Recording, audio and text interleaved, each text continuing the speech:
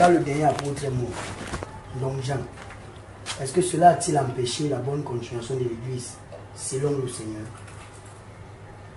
Malgré l'apostasie qui s'est infiltrée dans l'Église, n'y a-t-il pas eu des hommes fidèles au Seigneur après que l'apôtre soit mort, capables de résister à cette apostasie? Parce que dans les contextes ci-après, comme à l'époque de Noé, où la terre était remplie de méchanceté, de corruption, de pratiques abominables, bref, de tout ce qui ne glorifie pas Dieu. Dieu s'est réservé un homme qui le craignait, donc Noé. Ce qu'on va faire, c'est que, n'est-ce pas, lève-toi. Il faut que tu lises pour que les gens... Il faut que pendant que ça les répondre, que vous sachiez de quoi ils sont les répondre, d'accord? Donc lis à haute voix. Je vais répondre. Oui. Quand le dernier apôtre est mort... Là, tu as vraiment pris... Quand on voit l'écriture, on sait que tu as vraiment pris du temps. Quand le dernier apôtre est mort, donc Jean, est-ce que cela a-t-il empêché la bonne continuation de l'Église selon le Seigneur?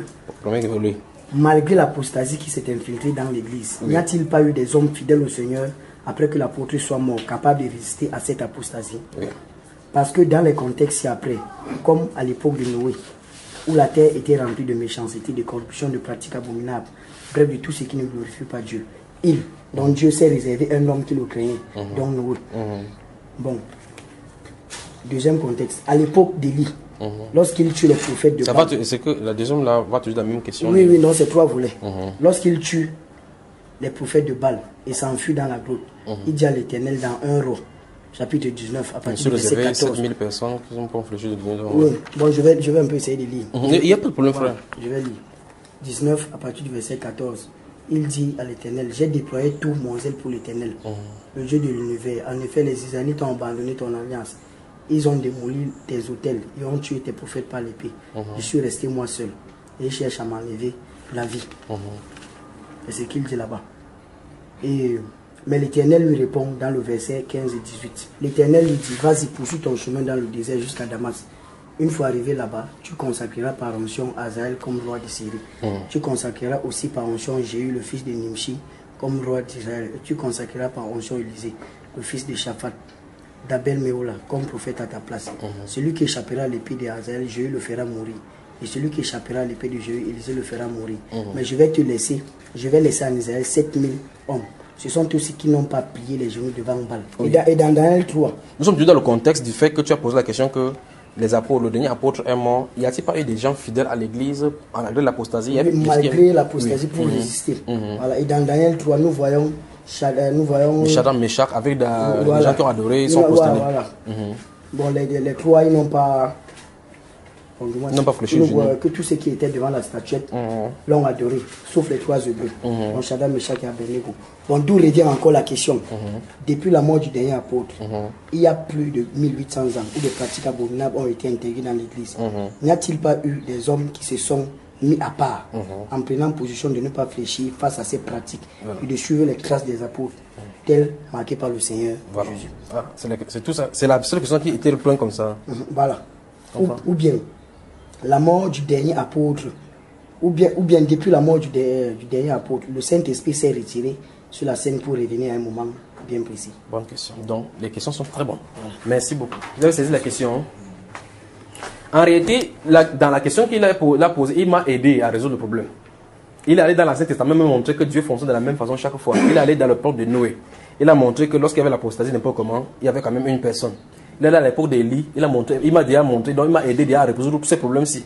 Il a montré qu'à l'époque d'Élie, il y avait quand même 7000 personnes qui avaient été là. Mais entrons dans l'église. Après être entré dans le fonctionnement de l'Ancienne Alliance, dans certains aspects sont totalement différents à l'église.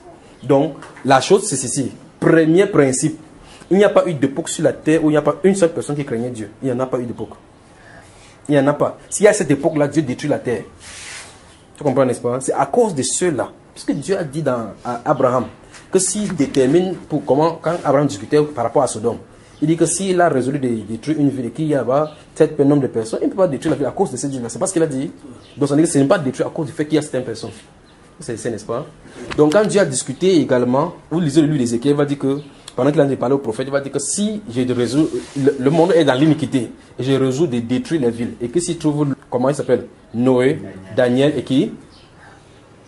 Le troisième. Et Job. C'est ça, hein? Il dit qu'ils peuvent sauver leur âme par leur propre justice. Vous avez entendu ce qu'il a dit? Donc ça veut dire que chaque fois, il y a toujours une personne d'abord. Maintenant, entrons dans l'église. La carte de l'église est totalement différente. L'apostasie, alors, c'est la chose, n'a pas commencé après la mort des derniers apôtres.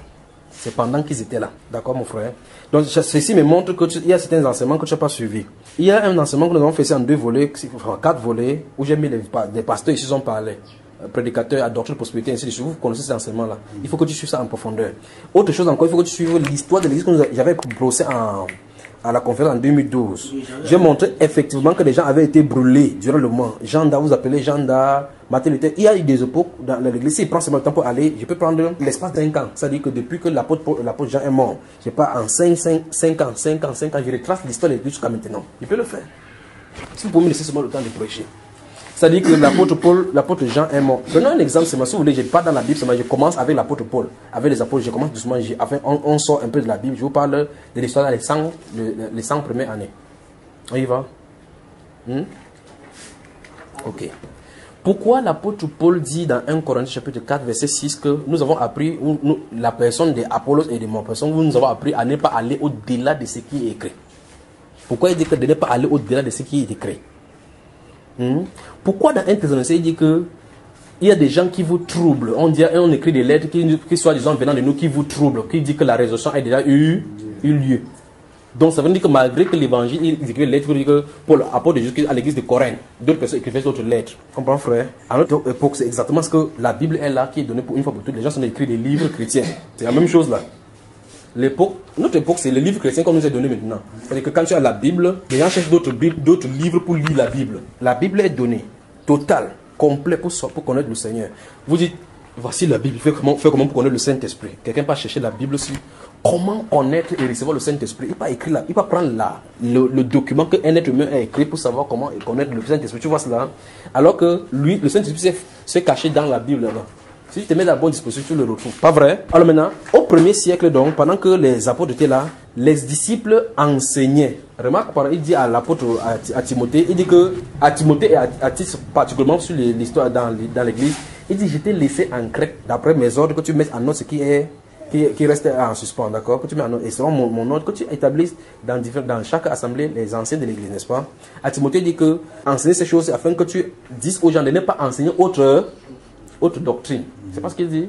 Ça suppose qu'il y a des gens qui enseignent d'autres doctrines. C'est pas ça, n'est-ce pas, frère? Alors, à l'autre moment, il va dire que méfie-toi même d'Alexandre. Il dit qu'il y a un autre parmi eux comme Alexandre qui s'est fortement opposé à nos paroles. Il ne dit pas que Alexandre le forgeron a été mauvais parce qu'il a insulté Paul. Il s'est fortement opposé à nos paroles. En quoi est-ce qu'il s'est fortement opposé à la parole? L'apôtre Paul prêchait une chose, il prêchait une autre chose. Donc tu comprends que ça a commencé là. Si vous ne lisez même pas l'évangile, en lisant Apocalypse, vous voyez effectivement que Dieu a décrit ce scénario depuis le début. Lorsque tu lis Apocalypse, du chapitre 1, enfin chapitre 2 jusqu'au chapitre 3, il y a 7 églises là-bas, n'est-ce pas? Il y a 7 églises. La première église, c'est l'église d'Éphèse. Éphèse, ça veut dire se relâcher. Éphèse, ça veut dire se relâcher, abandonner. C'est pour ça que l'ultime chose qu'il va dire à cette espèce-là, c'est que contre toi, c'est que tu as abandonné ton premier amour. C'est pour ça qu'il a pris le nom de la ville pour symboliser exactement l'esprit qui était à ce niveau-là. Des disciples se relâchaient. Et tu vas remarquer très bien que l'apôtre Paul va durer dans Actes des Apôtres, chapitre 17, 18 et 19. Chapitre 19, par exemple, la Bible déclare que pendant que Paul était à Corinthe, Paul, après avoir parcouru les hautes sphères de l'Asie, arriva à Éphèse, où il a trouvé 12 disciples. Et là, avez-vous reçu le Saint-Esprit quand vous avez cru, n'est-ce pas? Oh, souvenez-vous de ceci, c'est que dans Actes des Apôtres, chapitre 15 et chapitre 16, il a voulu entrer à Éphèse, le Saint-Esprit ne l'a pas permis d'y entrer. Et c'est ce Éphésiens-ci qui va écrire les lettres du combat spirituel dans le livre des Éphésiens, dans la Bible que tu vois là. Qu'est-ce que je veux dire? Si vous lisez Actes chapitre 19, vous allez remarquer très bien que lorsqu'il va commencer à parler, les gens vont s'opposer. À partir du verset 9, on dit qu'il a fait sortir les disciples, aller dans une école d'un certain Tyrannus où il a enseigné les disciples. Après, on va dire que cela va durer 2 ans. C'est que tous ceux qui étaient dans l'Asie vont entendre la parole. Écoutez très bien, très attentivement. Dans 1 Timothée, il va dire que Démas m'a abandonné. Chrétien Ali ici. Ceci m'a dit, tous ceux de l'Asie m'ont abandonné. Tous ceux de l'Asie m'ont abandonné. L'époque de relâchement. Vous entendez ça, n'est-ce pas? Donc, ceux de l'Asie où l'apôtre Paul avait passé du temps pendant 2 ans et demi à faire, avaient abandonné. Il a passé 2 ans. Remarquez encore très bien que c'est à chapitre 20, C'est là-bas qu'il envoie à Crète, il envoie Timothée aller chercher, dans le verset 17 du chapitre 20, il envoie à Milet à chercher les anciens de l'église, ils vont le retrouver à Éphèse. C'est à Éphèse qu'il va donner les dernières recommandations. Il dit que vous savez que jour et nuit, je n'ai cessé de vous prêcher le royaume de Dieu et la résurrection de Jésus et la repentance ici, n'est-ce pas? Publiquement et dans la maison. Je vous ai dit que ceci, il a donné les recommandations, mais je suis plus descendre vous tous à Éphèse. Maintenant, lui-même, il a dit exactement ce que tu as dit. Il a dit que je sais qu'après mon départ, ils s'introduiront, il se lèvera du milieu de vous des loups crieurs qui n'épargneront pas les troupeaux. Ce qu'il a dit, donc l'apôtre peut être conscient du fait que l'apostasie était depuis quand il était là. Voilà pourquoi dans 1 Corinthiens et 2 Corinthiens, il va dire que si pour les autres, je ne suis pas apôtre, pour vous au moins je le suis. L'épreuve de mon apostolat a éclaté au milieu de vous, n'est-ce pas? Donc il y a des gens qui contestaient son apostolat. Donc le problème de l'apostasie n'a pas commencé après la mort des apôtres, jamais. Donc je vais toucher le cas de l'apôtre Paul, je vais toucher le cas de l'apôtre Pierre, je vais toucher le cas de l'apôtre Jean, je vais toucher le cas de l'apôtre Jean, et puis on va sortir de là. Maintenant, l'apôtre Paul prêche comme ça, dans 2 Corinthiens chapitre 11, il dit ces hommes-là sont des faux apôtres, des ouvriers trompeurs, déguisés en ministres de l'évangile. Et ce n'est pas étonnant parce que Satan lui-même a cette église en âge derrière, il n'est pas donc étonnant que ces ministres se déguisent en évangile. Donc ça veut dire qu'ils étaient là. N'est-ce pas frère? Donc du temps des apôtres de Christ, il y avait donc l'apostasie au milieu. Il y avait donc l'apostasie au milieu. Jean nous explique fortement d'où il vient. L'apôtre Paul, dans ses paroles prophétiques des Actes chapitre 20, le verset 28, il dit, je sais qu'il se lèvera du milieu de vous. Il ne peut pas sortir nulle part. Parce qu'ils sortent nulle part, ils vont venir avec des enseignements qui ne sont pas dans la Bible. Il faut qu'ils aient reçu l'éducation chrétienne. L'éducation chrétienne, ils sortiront du milieu de vous. Remarque bien, il faut qu'on se comprenne. Regardez, il faut qu'on suive les propos de l'apôtre Paul. La Bible déclare dans Actes chapitre 20, verset 17, que de Milet, l'apôtre Paul envoie chercher les anciens de l'église. Cette réunion-là, il n'a eu qu'avec les anciens. Quand les anciens sont là, il dit, je sais qu'il se lèvera du milieu de vous. Il n'a pas dit des millions de croyants, des milieux de vous. Vous me permettez seulement de prêcher. Donc, il y a l'apostasie qui est prophétisée depuis l'Ancien Testament. La façon comme tu as montré là, c'est ça les choses qui doivent arriver. Maintenant, il y a d'autres choses que eux, ils nous ont alertés que dans notre époque, ce sera grave. C'est ça qui va écrire maintenant en prophétie. Parce qu'à leur époque, il n'y a pas d'école biblique. Maintenant, ils ont parlé d'école biblique en prophétie. On va toucher cela aussi maintenant. D'accord, frère?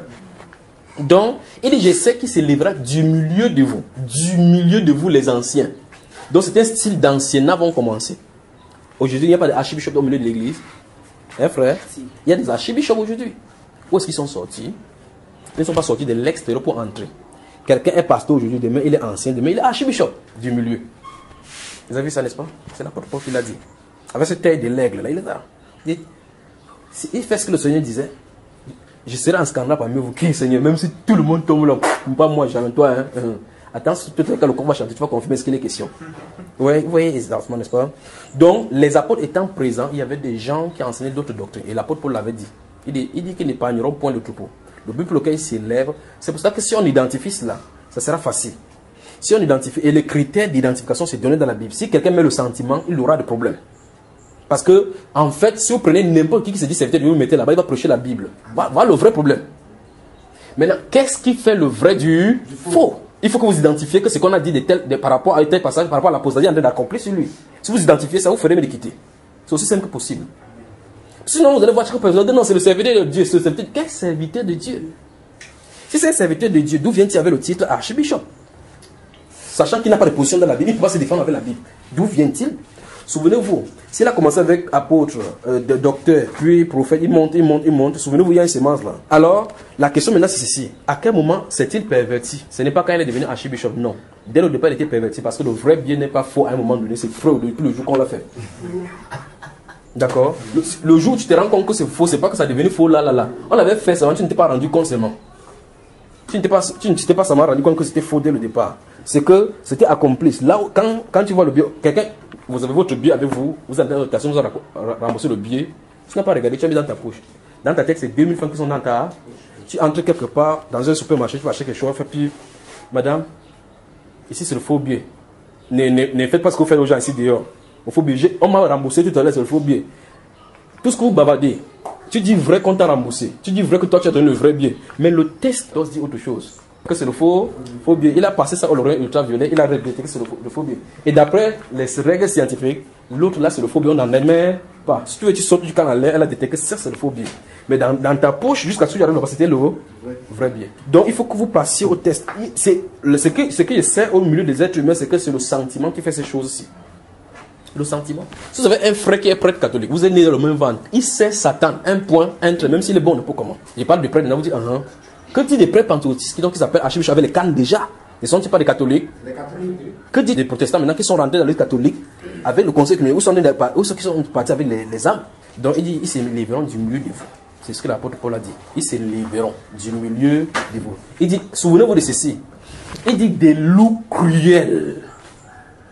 Des loups cruels. Alors maintenant, frère, qu'est-ce qu'il y a? Permettez-moi de parler, d'accord? Si c'est du milieu de nous que ça doit se lever en tant que dirigeant, et qu'il dit que ce sont des loups cruels, normalement, si tu as quelqu'un avec un loup, tu dois savoir du coup que c'est un loup, parce que normalement, et Jésus a dit autrement qu'il vient avoir avec les vêtements des brebis. Donc ils sont sous couvert.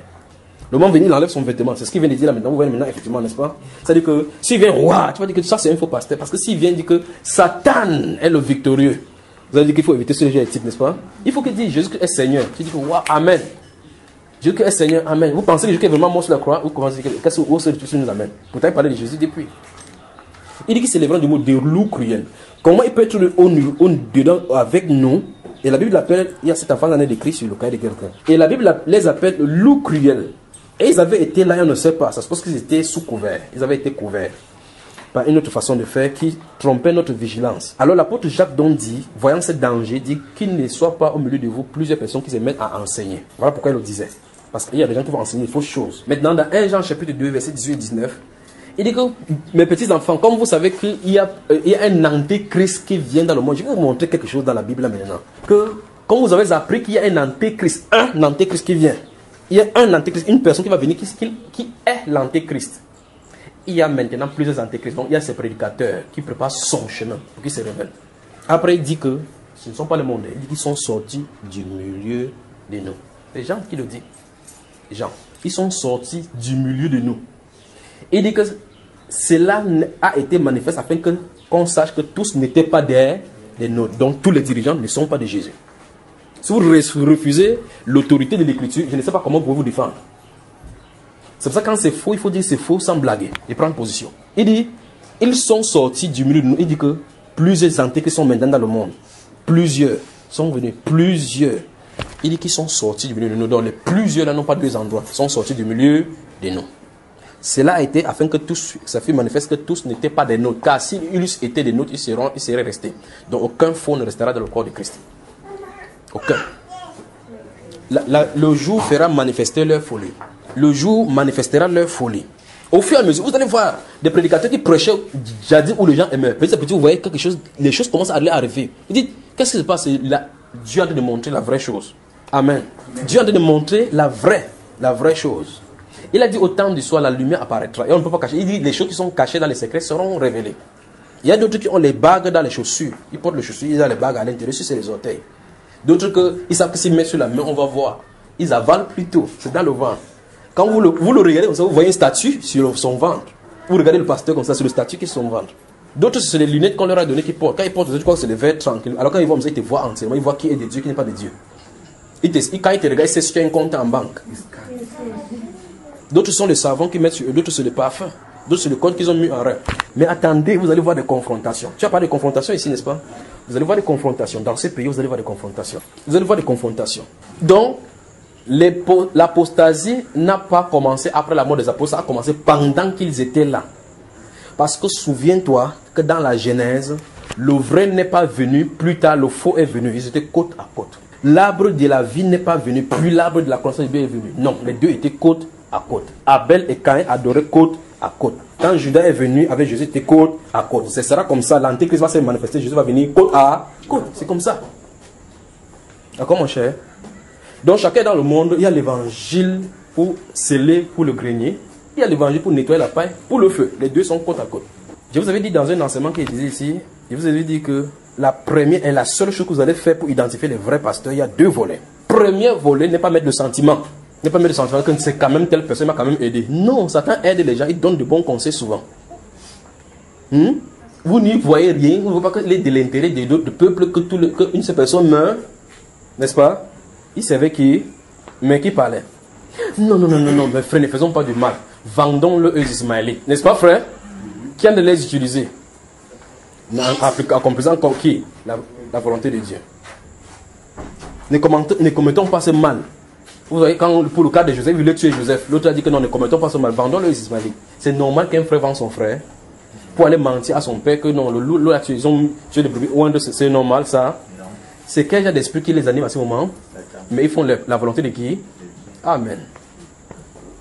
Donc on ne met pas les sentiments lorsqu'on veut faire la chose du Seigneur. D'accord? L'apôtre Paul dans 1 Corinthiens chapitre 2 Corinthiens chapitre 6 qui est dit là, il dit, il m'importe fort peu que je sois jugé par un tribunal, mais celui qui me juge c'est Dieu.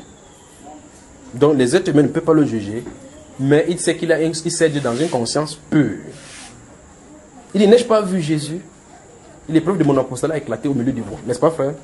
Donc souvenez-vous de ceci, premier volet, n'est pas mettre le sentiment lorsque vous voulez entrer dans le jugement par rapport aux Écritures. Parce que si Dieu a dit, ôtez le méchant du milieu de vous, ôtez le méchant du milieu de vous, il va falloir que vous détectez. Il va falloir que vous sachiez quand est-ce que la Bible appelle méchant, quand est-ce qu'il faut ôter. La Bible donne cela. Et si vous mettez donc l'autorité de l'écriture de côté en mettant le sentiment, vous allez prendre position contre Dieu comme Élie, le sacrificateur de 1 Samuel, a pris position contre Dieu par rapport à ses enfants. Les enfants, ce que vous faites là, j'entends dire de vous n'est pas bien. Hein? Un prédicateur, un professeur, Élie, voici ce que tu fais, tes enfants font ceci. Vous savez, quand Dieu s'est révélé à Samuel, première chose, il dit Samuel, c'est Élie qui l'a conseillé que quand la personne qui va parler dit que me voici, ton serviteur écoute. Première révélation qu'on donne à un enfant, Dieu. Il dit, j'ai fait connaître à la maison d'Élie toutes les iniquités que ses enfants commettent. Jusque-là, il a pris position pour ses enfants. Il dit qu'il va faire en Israël une chose qui va étudier tout ce qu'il va entendre. Parce qu'il a pris position contre Dieu. Donc le sentimentalisme, doit être mis de côté. Deuxième chose maintenant, le volet maintenant. C'est le volet scriptural.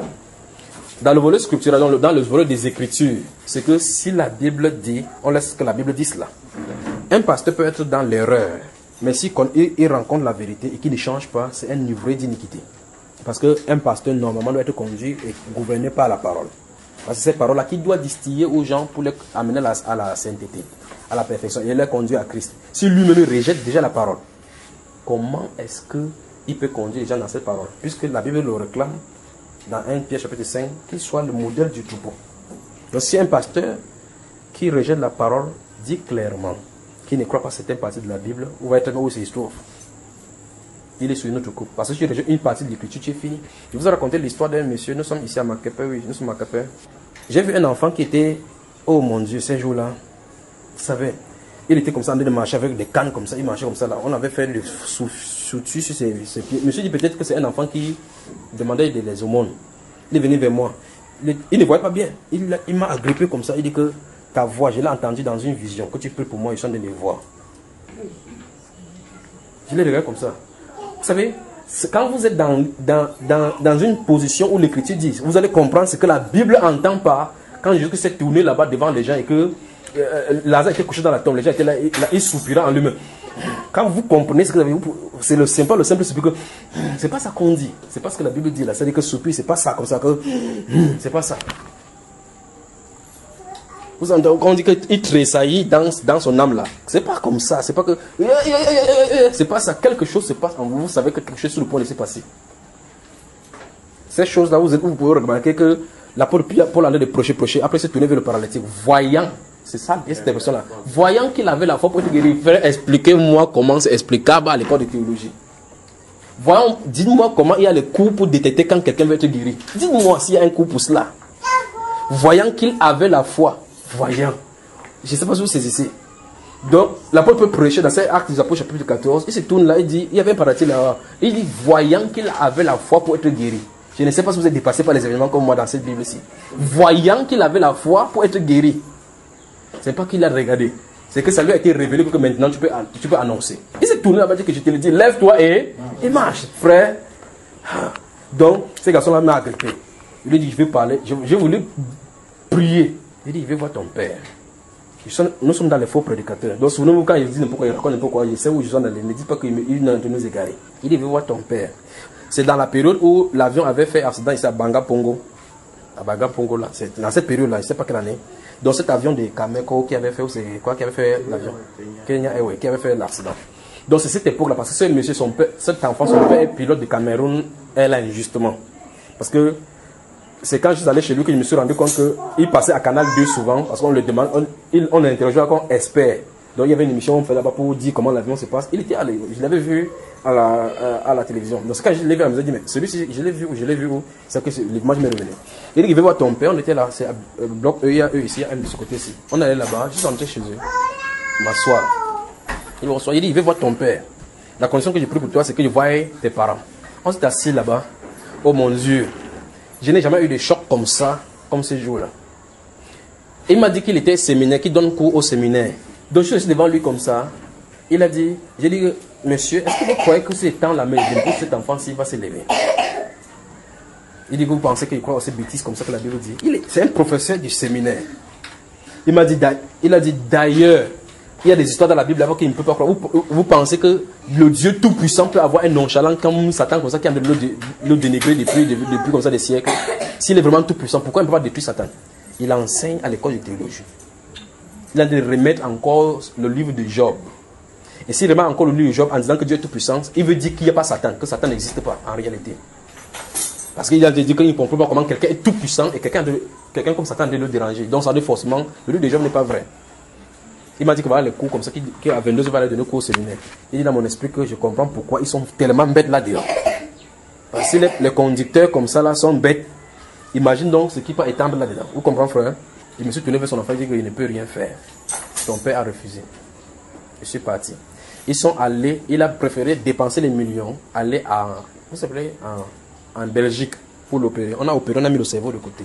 On a remis, il est mort. On a opéré le cerveau, on l'a mis de côté, il est mort. Ce n'est pas l'enfant mort qui m'intéresse, c'est la personne qui enseigne aux autres d'être les enseignants de la Bible et qui rejette la Bible. C'est ça que je voulais arriver. Qu'est-ce que la Bible dit donc de ceci? Je vous avais expliqué ici, les dernières fois, que la Bible dit, quand Jésus-Christ est monté au ciel, dans Éphésiens chapitre 4, le verset 8, à partir du verset 8, il dit qu'étant monté, il a fait les dons aux hommes. Il va m'asseoir un instant sur ce verset pour vous expliquer quelque chose. Il dit par exemple que je voyage maintenant. Voici la sacoche de ma Bible. Il dit, waouh, ça ne peut pas me servir là-bas. Il dit, non, je donne à ces frères-ci. Prends un peu, frère. Le frère-ci dira que c'est le don que je lui ai donné, pas vrai? Le style que Éphésiens a dit n'est pas comme ça. Suivez attentivement. Si ce frère-ci est appelé au ministère dans un service quelconque, Dieu lui donne un don de guérison. Vous savez qu'il y a plusieurs dons de guérison. Si Dieu lui donne un des dons de guérison, parce que si tu as un don de guérison, ta guérison, Dieu peut spécifier que tu guéris le palu, le sida, mais un rhumatisme, tu ne peux pas guérir. Voilà encore notre domaine qu'il faut qu'on vous explique. Donc, si quelqu'un n'a pas les dons de guérison, non, c'est un des dons. Donc, si lui, il a un don de guérison, alors, voici le frère Jean-Alain à qui Dieu a donné un don de guérison. Vous saisissez, n'est-ce pas? Donc, frère Jean-Alain a un don. Pas vrai? Je veux que vous saisissiez, vous me comprenez bien. Ce qu'il a, c'est le don spirituel. Donc, à un moment donné, il n'avait pas ça. Vous comprenez bien ça? Vous saisissez bien?